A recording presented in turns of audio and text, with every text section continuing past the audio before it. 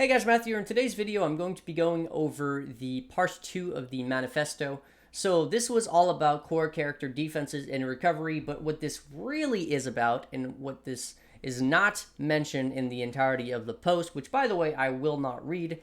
You can read that on your own. I'm just going to be over the, I guess you could say, real life or real game effects of some of these changes and what it's going to be what it's going to look like. I think a lot of people right now are going like, block is dead, dodge is dead, characters are just gonna die, oh no, it's the end of the world. It's really not that bad. So I want to basically showcase why that is. But again, what this is about, and this looks like they're reworking defense, and they are, but what this really means for your character is that once again you are going to be losing damage. That's the bottom line.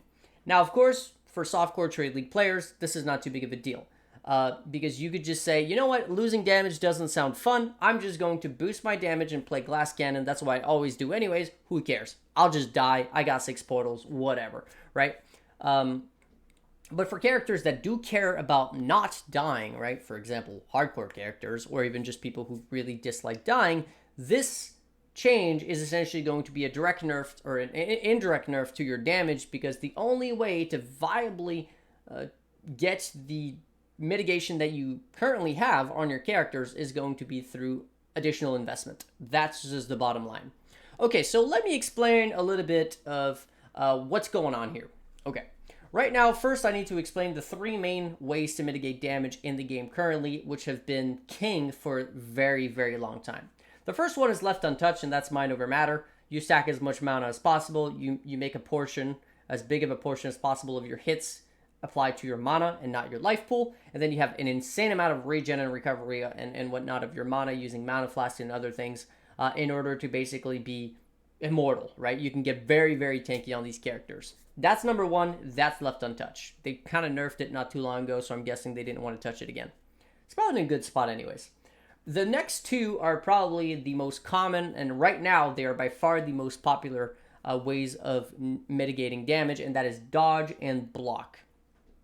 And those are pretty much the only 2 sort of builds that will successfully be able to, level up and progress in hardcore. If you're playing hardcore and your build is not, either a block-based build or a dodge-based build or a mind over matter-based build, your character is just going to die. That's the bottom line, right?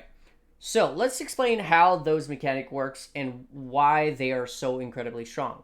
And why the other, mechanics, which are supposed to be the actual ways of mitigating damage, such as armor or evasion, are completely garbage in the current state of the game. But of course, these specific changes are going to be changing that a decent amount. Okay, so first off, block. All right, so here's just the baseline character, just to showcase how easy it is to get block capped. Again, we're going to be playing a gladiator because of the ridiculousness of versatile combatant being as incredibly OP as it is. And then we are just going to be making a level 40 character. That's it.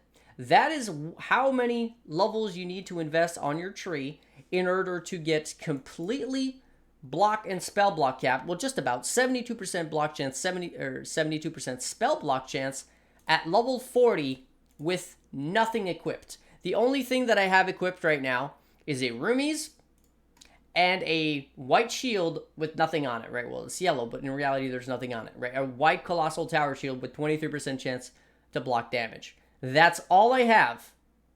That's it. I don't have armor. I don't have anything like that. All I have is a 23% chance to block shield and a Roomies equipped.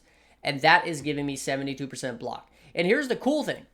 If I want to push it to the next level, I can turn off that Roomies, and instead I can just grab Glancing Blows, and I don't even need any of this stuff down here, and I'm still going to be at 75% chance to block and spell block, with just Glancing Blows turning my 49 into 75%. Now, of course, every time that I take a hit, no matter if I block it or not, I'm still going to take 65% of the damage from that hit because of Glancing Blows, but that still goes to show that a level 32 character with Glancing Blows can be both block and spell block capped with nothing equipped. That's how strong block is right now. And remember that if you don't have Glancing Blows and you block a hit, you take 0 damage from that hit. If you have Glancing Blows, you can take 65% of the blocked hits, which obviously is not going to be as good, but still. And then, of course, Versatile Combatant, the most OP defensive node in the entire game, gives you chance to block spell damage is equal to chance to block attack damage. So all you have to do is invest into block, right? You see, I have 75% block and literally no spell block. The moment I turn this on, boom, I'm spell block capped because my spell block is going to be the equivalent of my block chance. Now, this is going away on the Gladiator tree.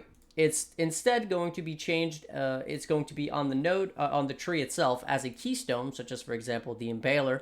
But it's going to be nerfed. Instead of getting you the same exact thing like right now, where your spell block is equal to your block chance, it's going to give you 1% spell block per uncapped block chance that you have. And it's going to give you negative 25 to your maximum total block chance. So what that amounts to is that in reality right now with that node you get 75-75. After the nerf, once they add it as a keystone in the tree, you will get 50% block and 50% spell block, but you will still need to be able to reach 75% block chance in order to get the 50-50. That being said, of course, you'll get a new node on the Gladiator tree to make up for that because this is going away. But anyways, that's why block is really, really strong. Now, the second mechanic, which is arguably even stronger, is dodge. Now, this is what you need on a character in order to be able to completely dodge cap yourself at 75% dodge and 75% spell dodge. The best character for dodge is a Raider, and all you need is this right here, Quartz Infusion. Once you get Quartz Infusion, which gives you 15%, you also get Acro and Phase Acro alongside the 3 nodes in the middle, and then Elusive, and that's it. That's all you need to be completely attack and spell dodge capped. This is a character which is level 22 with nothing equipped except a pair of Azirius Depth to make up for the last remaining 10%-ish spell dodge that you need because you do get a little bit more dodge than you do spell dodge because of Acro and the nodes in the middle, right? But yeah, that's all you need, a level 22 character. So arguably, I don't think the GGG is wrong when they say that these mechanics are too strong. Now, the problem is, historically, it was never worth it to invest into the alternatives, which are, Armour and Evasion, because the returns from the investment were absolutely horrible. On a character, to be able to get the same real value than you would by getting 50% block or spell block, which I just showcased, was extremely easy. You would need to get upwards of 50,000 armor to negate 50% of a hit, because you can only mitigate at maximum 50% of a hit, right? So that is pretty crazy. For example, if you want to mitigate a 5,000 hit down to 2,500, you need 50,000 armor to do this. That's ridiculous. And no builds, unless they're armor stacking, which is basically the only real build that ever did that, was a Transcendence armor stacker, which was ore stacking back in Heist League. No build ever really cared or did this because it doesn't make sense to go up to 50,000 armor to get the same value than you would by getting 50% block, which is honestly just a few nodes on the tree and equipping a shield, right? So it just didn't make sense. And it was the same thing with Evasion. There's no build that ever thought it was a good idea to get the 50,000 Evasion to get the same value than you were getting by literally just getting these nodes and this Ascendancy. And this doesn't count the boost, this doesn't count Elusive, literally just this, and that was worth more than 50,000 Evasion. So this is why it made no sense for any characters whatsoever to invest into these mechanics, and the only exception to that, just like Armour had an exception with ore stacking Transcendence, Evasion characters have an exception, which is Lab Runners, because they need to cap out 45,000 Evasion for their Queen of the Forest. That's really it. Okay, now the thing is they're going to be cutting that by half. I still think it might need to be even more to really be viable, but either way, they're cutting it by half for now. So you'll only need 25,000 armor and 25,000 evasion. So 25,000 is essentially, you could say, your magic number. On your characters now, you'll want either 25,000 armor or 25,000 evasion on top of all your other defensive layers, just to make up for that nerf to block and to make up for that lack of dodge existing, period. So let me showcase that that's not really that bad. So what I have here is just a POB that I whipped up quickly of like a Toxic Rain build, League starter sort of character, right? Only one spot for a Cluster Jewel, grabbing a decent chunk of life, 127%, right? Whatever. And look at the amount of evasion that I have right now in this build. With no real investment into evasion whatsoever. Realistically, I'm not going out of my way to grab all the evasion in the world. I'm grabbing this, which has evasion, this, which has, some evasion there, some evasion there, right? Some evasion here. All nodes that I would normally be grabbing anyways because they were leading me to other things like life and whatnot here or here, right? I'm not going out of my way to try to max out evasion, and I'm still able to get to 19,000, and this is on a almost completely naked character, right? All I have is a white pelt, which again, it doesn't have anything crafted on it. You could easily craft 70% evasion and they would go up to like 600-700, and this 19,000 would probably become more so around 24,000. I'm grabbing a Carcass Jack, which is just the baseline Toxic Rain go-to, and Edziri Steps, which are also like your go-to League start, cheap boots. And with just these 3 items equipped, I'm able to reach 19,000 evasion. And remember that magic number is 25,000. So it's really not unrealistic to reach that with very minimal investment, which is why the people are going like, oh my god, dodge is dead, block is dead, our characters are just going to be scuffed, we're going to die all the time. Not really. You're just going to have to be a little bit smart about how you build your character, and bases are going to become very important, right? Being able to just buy whatever helmet because it had the helmet enchant that you needed is not really going to be possible anymore. You're going to have to be mindful of the actual evasion and armor that's on the bases that you are buying in order to even craft, or just because you're buying them to progress the game. Now, the problem, though, is that the only thing that is able to push me that high, and it's going to be the same thing when I showcase the example of with armor, is flasks, right? And this is why I'm saying that this is a nerf. This is an indirect nerf to damage, because the only real reliable way to get to these new thresholds of 25,000, no matter how you look at it, is going to be by slapping defensive flasks on your build, which in most cases, that is going to basically mean 10 to 20% less damage on your build. In most cases, that's what that's going to mean. So, for example, in here, I only have 8,000 armor, but the moment I turn on the Stim Knight of Reflexes, which, by the way, this is getting buffed to up to like 70% evasion or something like that, so it's going to be very easy to get to 25,000. And then just a regular Jade Flask, there it is, 19,000 evasion with basically no investment.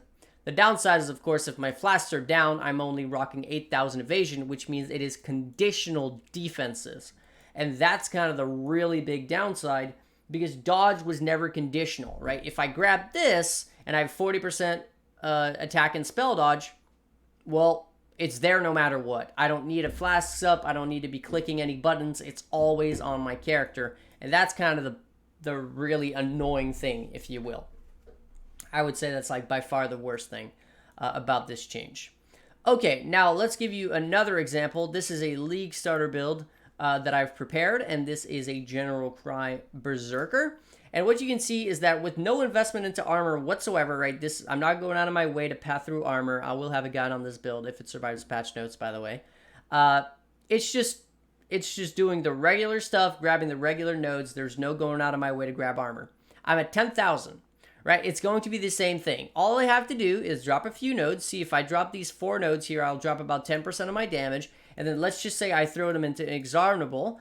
I'm at 13,000 armor, and then the same thing that happens with the flask. I need to give up another 10% damage for my Lion's Roar to become like a Granite Flask, and then I need to give up a Sulfur Flask, which is another like 6% damage for, let's say, a Basalt Flask of Iron. Actually, you might not even need to give up that Lion's Roar now that I think about it, because it is also a Granite Flask. And there you go, by giving up 1 flask, actually not even both, just the Sulfur Flask, which was 6% damage, for a Basalt Flask of Iron, I'm able to reach very close to that magic number of 25,000 with no additional investment whatsoever, with just some regular, very, very basic League starter friendly gear. And this is at level 88, right? So one thing to note is that when it comes to, for example, level 88, is that with just a few levels, you could get that 19,000 quite a bit higher. There's armor all over the place on this tree. Obviously, you get more armor on your gear, right? I don't have any sort of real good pieces of armor because this is League Start build. But I just want to showcase that on a build which has flasks up, getting to that magic number actually takes basically zero investment. Just the pathing on your tree and paying attention to the actual affixes on your gear, or sorry, the bases on your gear, not even the affixes themselves, just the bases that you're using. You are going to be able to reach that threshold. And remember that this is for T16 maps. So if you're somebody who, you know, is going to be rocking some white or some yellow or some low red maps for a while as you're progressing, you're not going to need that 25,000 evasion. I think that see, you only need, for example, in a T1 map, you will only need 4,000 evasion. So that's incredibly easy to get. You can get 4,000 evasion by just slapping a Stim Knight and a Jade Flask on a level 50 build that has nothing on the tree, right? It's very, very easy to reach these numbers. It's just going to become harder and harder as you progress through the game. But again, that magic number being 25,000 or 24,000 T16 is honestly pretty achievable for most builds with zero investment outside of just giving up a little bit of damage. So that's pretty much my take on these changes. Hopefully you guys enjoyed. Before I go, as always, I do want to say a huge thank you to my supporters. So Kat, Alex, Brandon, Nate, the other Alex, Flame Scorpion, Neroth, Grimoire, The Great Master, Johnny, Thomas Mass, Reese, Tim, Axel, Rotomalians, Edicus, Scott, Stan, Zarashi, welcome back, Wolverine, Ronald, Kevin, the third Alex, Bizen, and Mercury, as well as, of course, anybody else who's supported me in the past or anybody else who wishes to remain anonymous. And that'll be Matthew signing out. Until next one. Peace.